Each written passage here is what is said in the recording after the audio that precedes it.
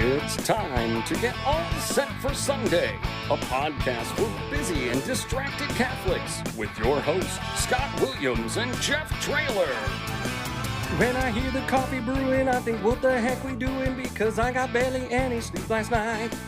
As the diaper bag I pack with Hot Wheels dollies and some snacks, I say a prayer there'll be a seat in the crime room this time. It's alright, cause I'm all set for Sunday. It's alright, cause I'm all set for. It's alright, cause I'm all set for. It's alright, cause I'm all set for Sunday. Welcome to All Set for Sunday, a podcast for busy and distracted Catholics to be a little more prepared for Sunday Mass. My name is Scott Williams. My co-host is Jeff Traylor. Hey, Jeff. Hey, Scott. How's it going, bud? Great, man. Good. We're back in the stewed. Back in the stewed. We were on the road for a little bit. We have been on the road for a little bit. We were at ours coffee shop. We were at St. Philip Neri, visiting Father Dufresne. We got Father Christian Raab today. Hi, Father. Hey, how's it going, guys? Good. I'm excited to come visit you here in a couple of months. Oh, is it next month? Yeah, because you guys are going to do Theology on Tap. That's going to be awesome. It's like February, I think. January. January. Wait, are we doing Theology on Tap or are we doing All Set for Sunday during Theology on Tap? That's what you're doing. You're going to do a live taping. Amazing. And it's going to be on tape. And Father Peter Marshall is going to come with us. I'm excited. And we're going to put it on tape, cassette tape. Yes. Yes. Reel to reel. We might have to stop halfway through and flip it over in case we run out of tape to record it on. It's going to be awesome.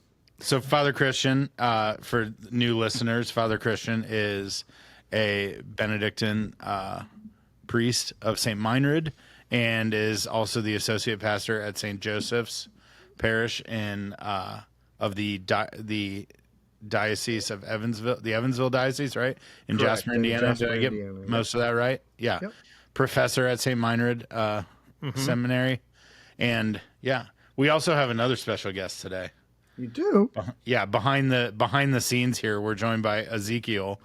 Ezekiel is, you can flip it around, point it at you for a second, and you just got to make sure it goes back in the exact same spot. Hey, Ezekiel. Ezekiel is a student who is with us through Providence Cristo Rey here in Indianapolis. So the Cristo Rey program has work study as part of their school day. So Ezekiel's with us every Tuesday. He's here in the building. So he's producing today for the podcast. He's working the board. Now he's trying to make sure this camera's lined up right. I think you're good, Ezekiel. You're good. Yeah. But awesome. Yeah. So I think Charlie's joined us on the pod before, but yeah, Big Zeke's here today. Producer Zeke. Huh? Producer Zeke. Producer Zeke. Producer Zeke. Producer Zeke. So we may tap back to Producer Zeke for dumb questions today, but okay. Yeah. All right. I think the timestamp says 2 minutes and 54 seconds, so that'll be where we stop banter and begin the 2-minute trial. That has to be a record. Put that in the. Let's not mess with it. Move on. We know 3:44. I'm sorry. We know you love some banter, Father. Look, come on. Come on. Let's go. Every second, you're putting more seconds on. You don't mind the banter when you get to be a part of it. You just don't like it when you have to listen to other. Yeah, the bantee, not the banter listener. The banted. The banted. You don't like getting banted. All right. 2-minute drill? Let's do it. All right. 26th Sunday in Ordinary Time. Our first reading comes from Numbers chapter 11. So God takes some of the spirit that was on Moses, and he goes in and like sprinkles it over the 70 elders, just places it across those 70 elders, causing them to prophesy temporarily. So all of a sudden, multiplication of prophecy, Great. I guess. Two men specifically, Eldad and Medad. That's the dad and Medad, who were not with the others. They also received the Spirit, and they began prophesying in the camp. And Joshua, Moses' assistant, asked Moses to stop them, but Moses refuses. He expresses his desire for all of God's people to be prophets and to have his Spirit upon them. So Moses is excited to share in his Spirit. I thought the exact same thing with Eldad and Medad. our responsorial psalm this week, nothing gets more exciting than a responsorial psalm that uses the word precepts. The precepts of the Lord give joy to the heart. I don't think we've got a banger today. No, That's full on meh. Yeah, that is a meh responsorial psalm. Our second reading is from the letter of James. And James issues a stern warning to the rich, telling them to weep for the misery that is coming upon them. He accuses them of hoarding wealth and exploiting workers with their luxurious lifestyles that they built on the backs of those who they oppressed. And he says that the cries of the workers whose wages were withheld have reached God. And James declares that the rich will be judged for their greed and indulgence. Then he condemns them for living in self-indulgence while others suffer. So not happy with the rich, not happy with them celebrating their opulence by any means. Very stern. And then our gospel reading. Our gospel comes from the Gospel of Mark. At the time, John said to Jesus, "Teacher, we saw someone driving out demons in your name, and we tried to prevent him because he does not follow us." Jesus replied, "Do not prevent him. There is no one who performs a mighty deed in my name who can at the same time speak ill of me. For whoever is not against us is for us. Anyone who gives you a cup of water to drink because you belong to Christ, amen, I say to you, will surely not lose his reward. Whoever causes one of these little ones who believe in me to sin, it would be better for him if a great millstone were put around his neck and he were thrown into the sea. If your hand causes you to sin, cut it off. It is better for you to enter into life maimed than with two hands to go into Gehenna, into the unquenchable fire. And if your foot causes you to sin, cut it off. It is better for you to enter the life crippled than with 2 feet to be thrown into Gehenna. And if your eye causes you to sin, pluck it out. Better for you to enter the kingdom of God with one eye than with 2 eyes and be thrown into Gehenna, where their worm does not die and the fire is not quenched. You see, if I was designing a church, I feel like this would be a really good opportunity to do some stained glass around the building of a one-legged, one-footed, one arm, eye-plugged millstone in the sea. Love to see that window. Yeah. Like, what are all of these things? Pass to heaven. Wow. Yeah. That's awesome. There should be windows for this passage. Perhaps they exist. I don't know. That'd be pretty awesome if they did. I've never seen it, but I would love to. Maybe someday you can design a church, Father, and we can see this, the All Set for Sunday stained glass collection. Okay. Well, we'll think about that. I'll think about that. I don't see church designing on my 5-year goals, but we never know what's going to happen down the road. Yeah. Yeah. Who designed the Arch Abbey Church? Was it a monk? Designed it? I should know that, but I don't. Was it a monk or was it a not monk? Non-monk. Okay.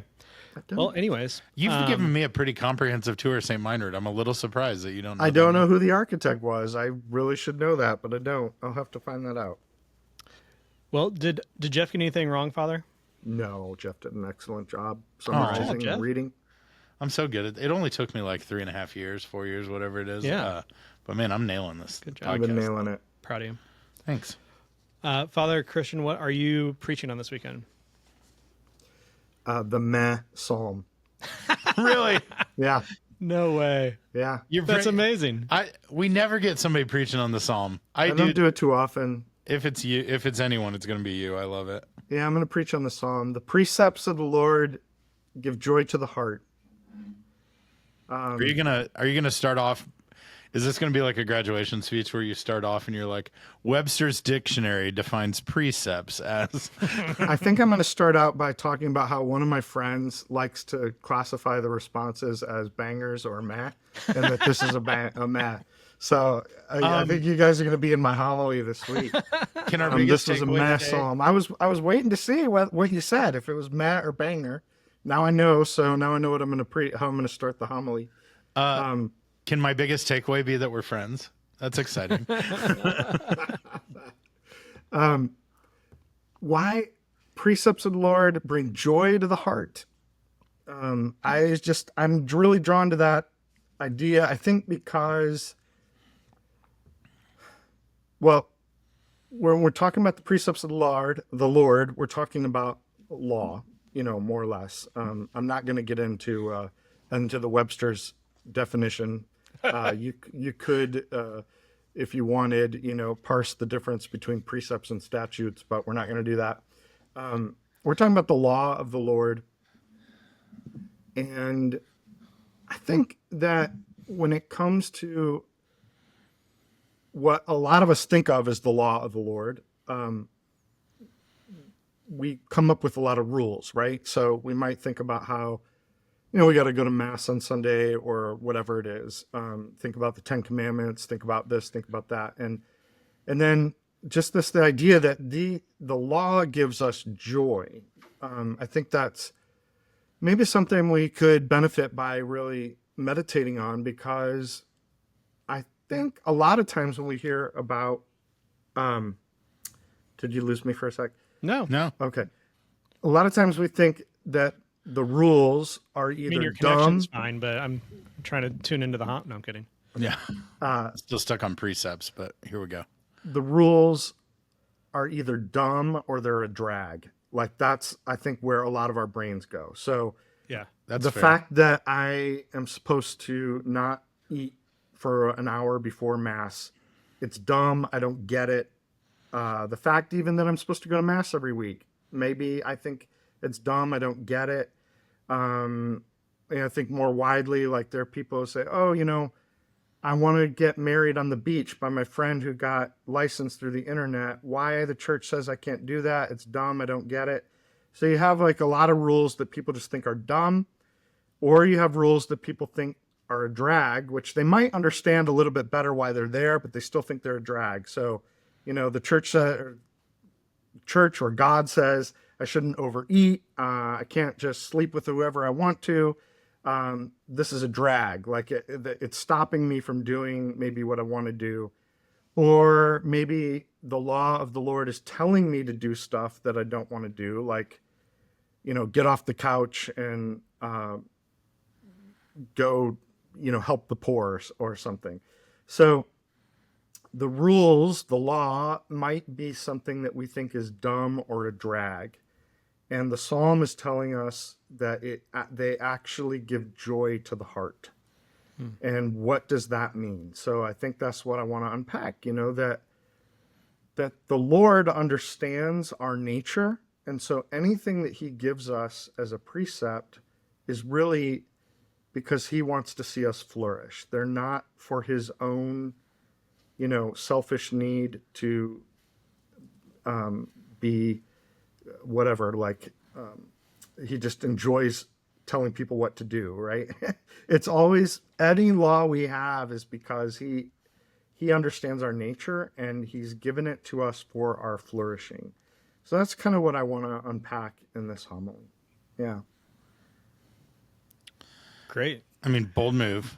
Always like a challenge to get up there and like preach on. I mean, where you're like, tiptoeing into moral theology, right? Like, Yeah, a little bit. Yeah. Which is always tough, especially in like modern society. But frankly, like we need more. Like we all need to hear more often. How like would your approach be in talking about this, like speaking in general about like the laws of God, or like talking specifically about like things you encounter in the confessional or things that you encounter around your parish, or not specific details, but how do you connect this to a specific congregation? I think probably at least what I'm imagining is that it's just going to be more like general in terms of just the idea that the law could bring us joy rather than going into specific like case studies. Although I might like jumble a few together for examples of, what people think are dumb or a drag. But just to speak more generally, like when people think of the law, they're thinking about the 10 Commandments. Don't lie, don't steal, don't cheat, don't kill. But we also could be thinking about the first and the last commandments, which really have to do with, the first commandment is about love the God, Lord your God with all your heart, with all your soul, with all your mind. The last commandment's about not coveting. Both of those, like they're bookended of the 10 Commandments, have to do with our hearts and where our hearts are. And so, the Lord, as St. Augustine said, has made our hearts for himself. And so if we remember the first and last commandments, then we're actually doing something in accord with the nature God gave us, and that's what's going to help us flourish. So God doesn't, give us those laws to satisfy his own ego, but gives us the laws to put him before all things, because that is what, he made us for. Why do you feel like it feels like such a drab? Why do you think that it feels like such a drab? A drag? Yeah, drag. Well, probably just because of our where we, our own human natures are mixed up in some ways. We have attachments to sin that have developed over time, and it can be that, depending where we are in our spiritual life, we are wanting the wrong things, and so that initial movement towards wanting the right things is going to involve some suffering. It's going to involve some painful reorientation. Yeah. So I think that's why it can initially feel like a drag. Yeah. This may be related, may not, but it came from something you said. Like, I've always been, it's something that we talk about around my house a lot. But the phrase "that's dumb" is like, maybe it comes from me being a teacher and stuff, but like, it's a phrase that drives me nuts. I use it as much as, like, more than I should as well. But I think it's a default, like, cop out of somebody not wanting to talk about, again, like, a lot of times our own inadequacies, our own fault in saying, like, well, I don't like that. That's dumb. But I'll often say, well, why? Tell me why that's dumb. And the reality is, the answer that it's dumb is, like, I don't like it. And so I'm just going to say that I'm going to criticize it in that way. So I think it's an interesting, that's an interesting approach that you take. Yeah, no, I like what you said there. I do think it's a quick way to, like, really be dismissive of something, is just call it dumb. Say, I don't, write it. I'm going to write it off. It's dumb. I don't get it. I don't see the need to get it. But It's a cop out too. Yeah. Like, if you're going to dismiss something, you should share with somebody why you don't agree with it, why you're dismissing it, not just cop out to, well, that's dumb, which doesn't invite any sort of conversation or dialogue. Yeah. I also feel like on this journey, like, the ability to be able to see that freedom and to see that joy in the precepts, is that something that you've, like, I feel like once you experience it, once you know it, it's easier to see it. Yes. But is that something you almost need to, like, train yourself in to be able to know, or if people are having a hard time, like, recognizing the joy in the law, what should we do? No, I think those are great questions. I suppose a lot just depends on, like, the character that you're coming to things with, and if you grow up, like, eating healthy food, so I mean, parents can be really helpful in this way, right? To rear their kids in a way that they are being cultivated in an environment, right, where praying is a habit, or helping the poor is a habit, or serving is a habit, or just being kind and being just and being fair, that those things are all habits, right? So if we're cultivated in that kind of environment, then we recognize the way that brings peace and joy and harmony and happiness. And then if we start to depart from that, right, we will recognize that something's missing, something's off, right? Like, or if we eat healthy food and then all of a sudden we're eating potato chips and Pepsi, like, that stuff might taste good, but because we have been in the habit of eating food, our bodies will, like, naturally sort of say, this makes me feel like junk, right? Yeah. So I think that kind of food analogy sort of transfers over to the moral life. If we have a good diet, then when we start to do bad stuff, it will we'll be more attuned to the fact that it makes us feel bad, right?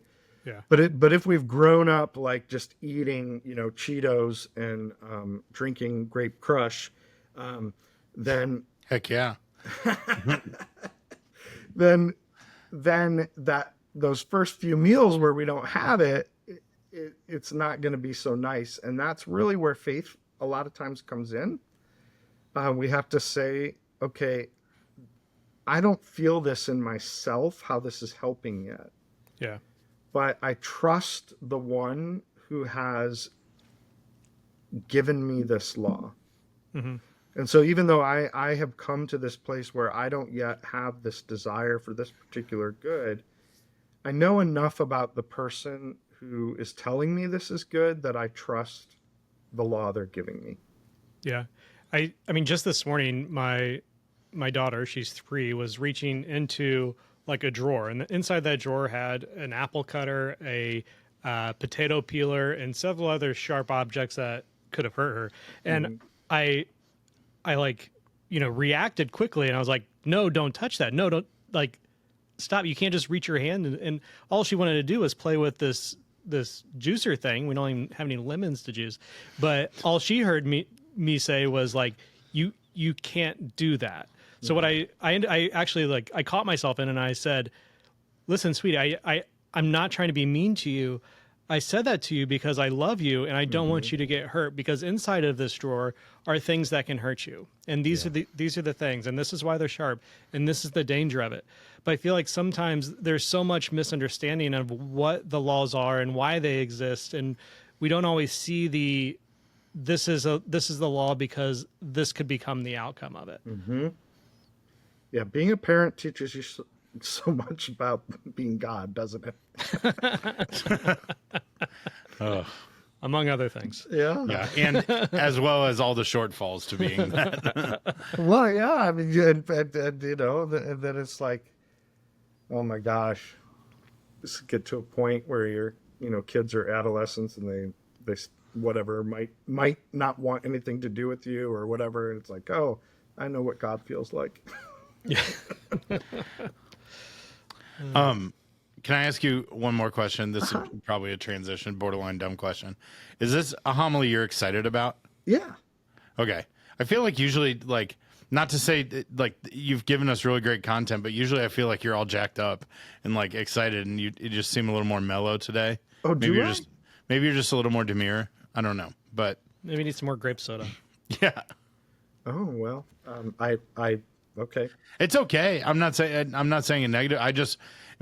I'm sure there are weekends where like, you need to preach on something and you're more excited about it than others, but I don't know. Maybe I'm wrong. Maybe you're hyped every weekend.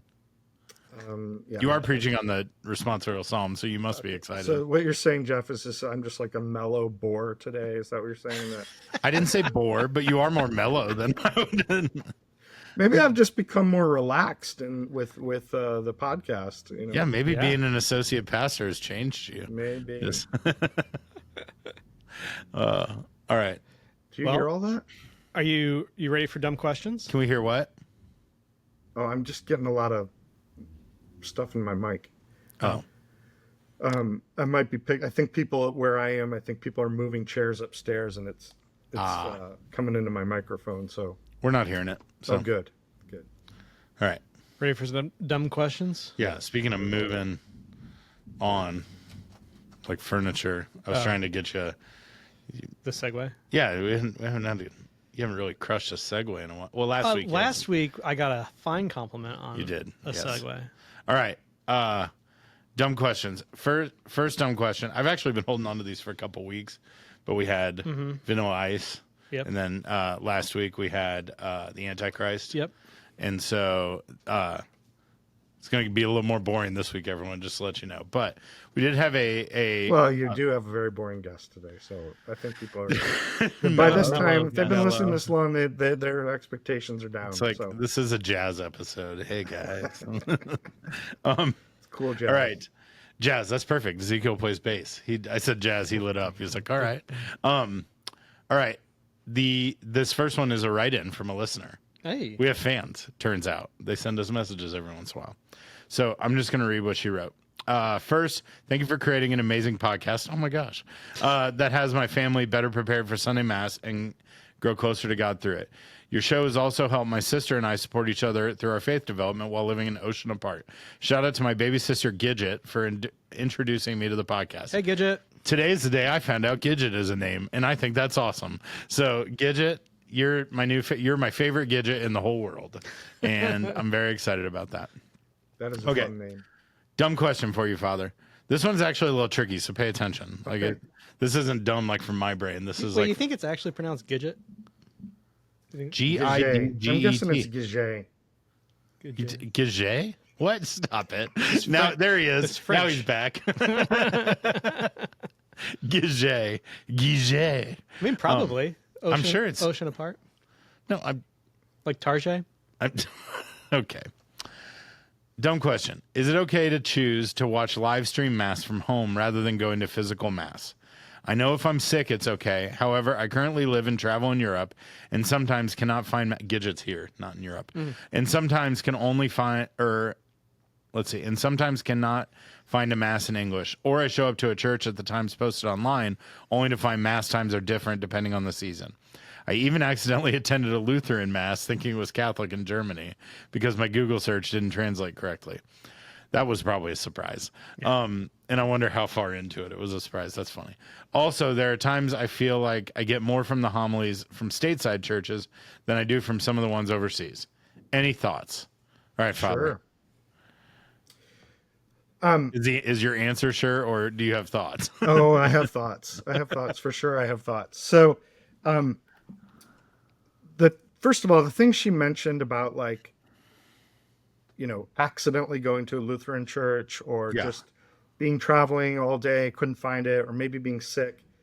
Those are all legitimate excuses. And so if you honestly just can't find a place, or you're in a strange place and can't get the Mass times correct or whatever, or you're sick, those are all legitimate reasons not to be at Mass. And if that's the case, you're fine.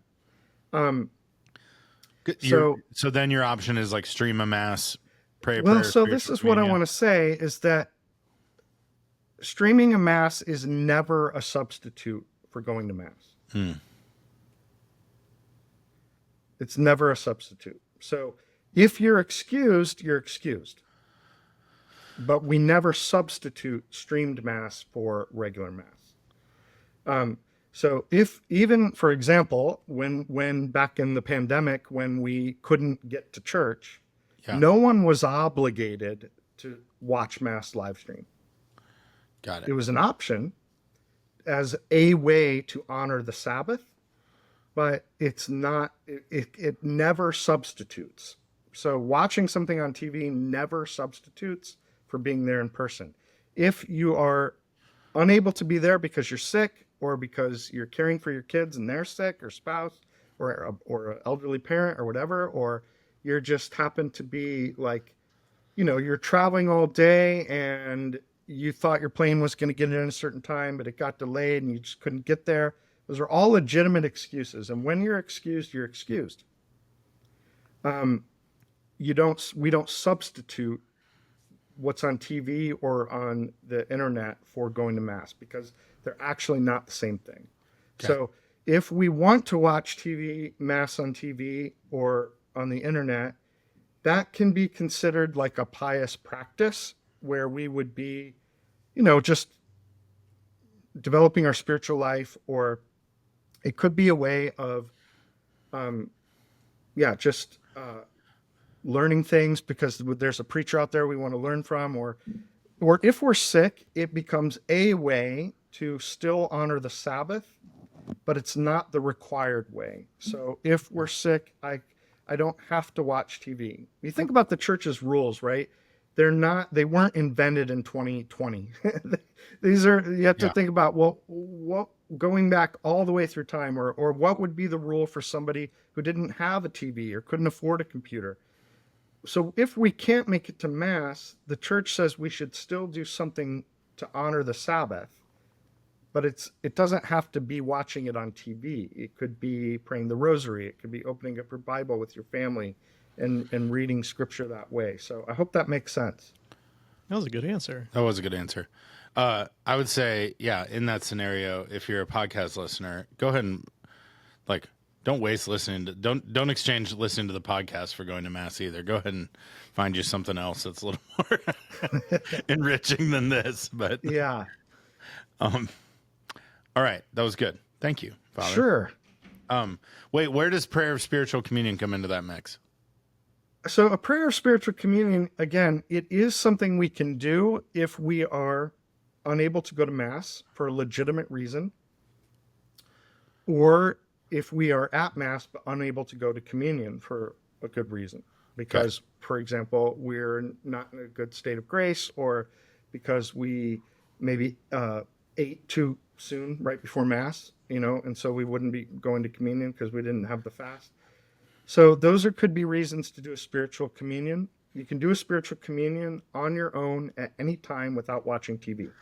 So, for example, if you pray the Divine Mercy Chaplet, the whole thing is designed really to bring you to a place of spiritual communion. The whole idea of it really is communion with the sacrifice of Christ in the Eucharist. Yeah.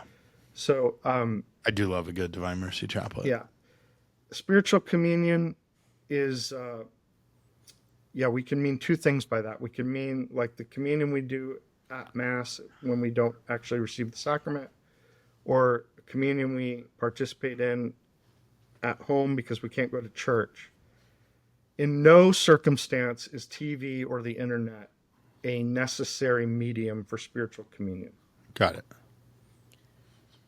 What was it about the monastic lifestyle that was attractive to you? What was it about the monastic lifestyle that was attractive to me? I think the liturgy, first of all, just the beauty of people praying through song, because I had, music had been such a big part of my life that that was really attractive. And then teaching, is big attraction to me. So the particular monastery I belong to has a teaching apostolate. And right before I came to the Benedictines, I had been two things. I was teaching and I was playing music. And so, I was kind of drawn, I think, to St. Meinrad because of it was a place that I really saw both of those things as being kind of key to the spiritual life or the apostolic life. Good answer. Good answer. That was a wild pivot, but I liked it. Yeah, it was a wild pivot. Surprised me. But you answered it well. Good job. Ezekiel, have you prepared? You come up with anything for me? Yeah. What do you got? Is it bad to name your child a name that's not mentioned in the Bible? Ooh. He's asking a question about naming your children. So he said, is it bad? But I think more of a, where does it fall in line with naming your children after a biblical or religious name versus naming your child Ladasha or something, one of these crazy names that you see people come up with. I named my kid. Oh, hold on just a second. Chicago, right? Yeah. What were you saying, Ezekiel? Like naming your kid Chicago or something like that. Yeah. What were you saying, Ezekiel? My sister's 15 was this Saturday, so we went to church. And my sister's name is Zuleika, Zuleika.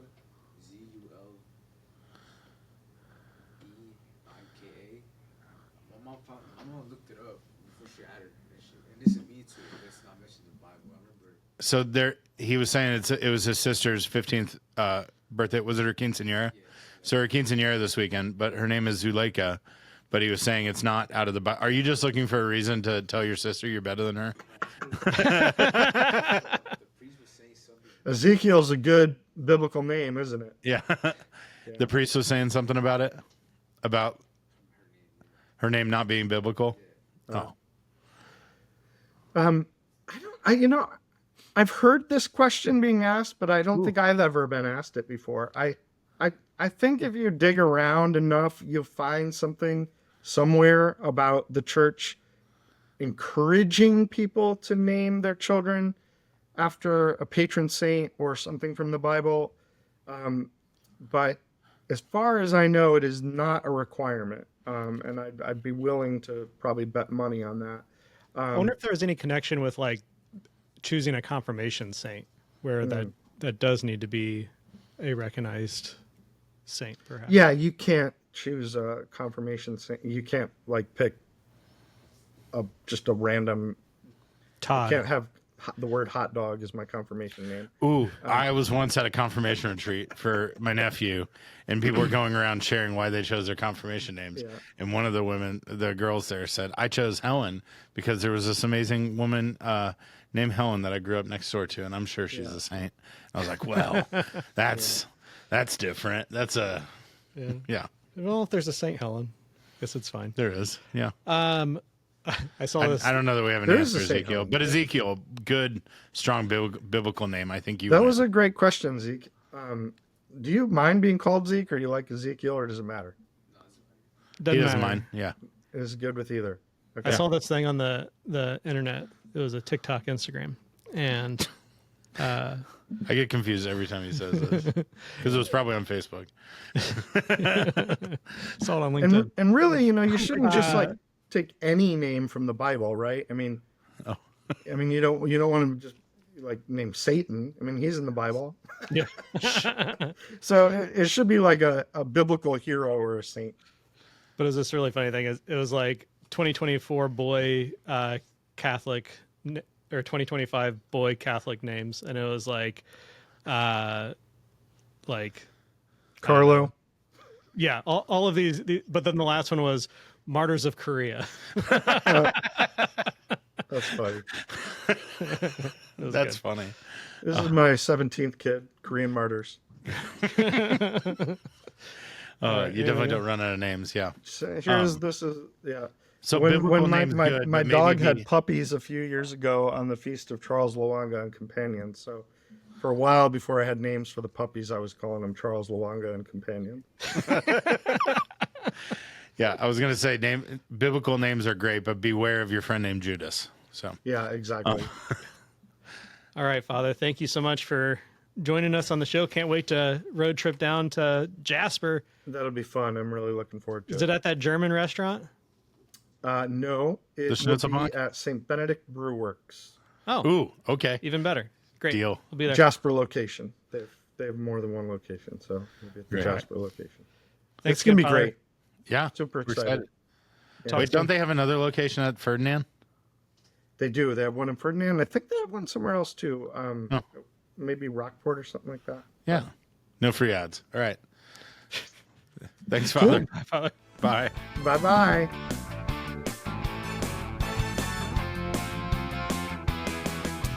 It's alright, cause I'm all set for. It's alright, cause I'm all set for. It's alright, cause I'm all set for Sunday.